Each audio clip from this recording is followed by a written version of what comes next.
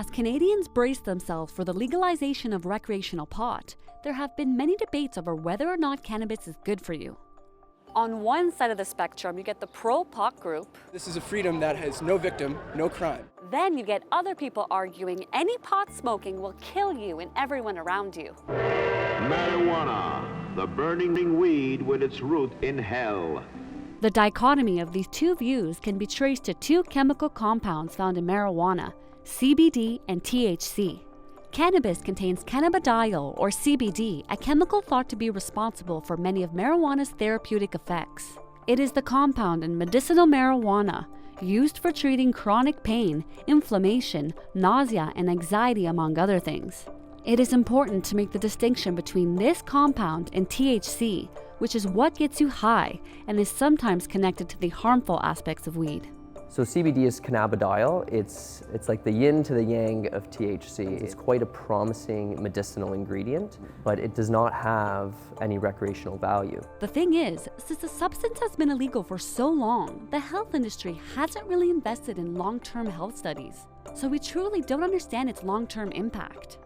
But a massive report by the National Academies of Sciences, Engineering, and Medicine gives one of the most comprehensive looks at exactly what we know about the science of cannabis as a whole. Marijuana use affects the lungs, but doesn't seem to increase the risk of lung cancer.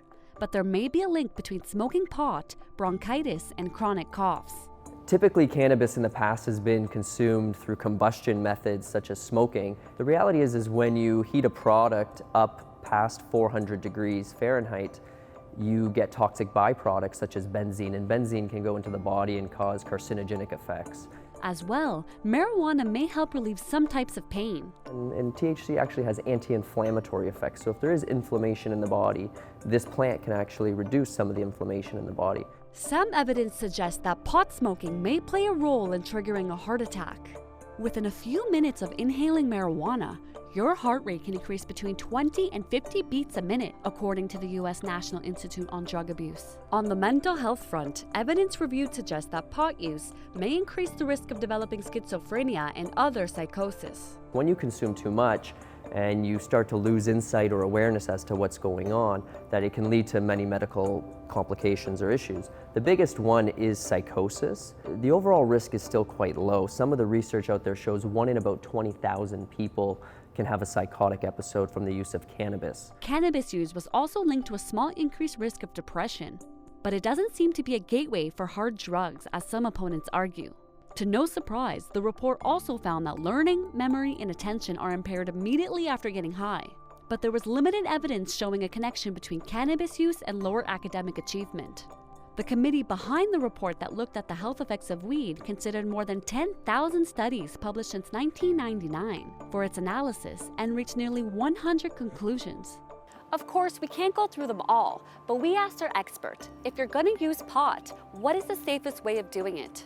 One could recommend vaporizing or ingestion, and those two methods will produce the least amount of harm because smoking is the toxic method of consumption.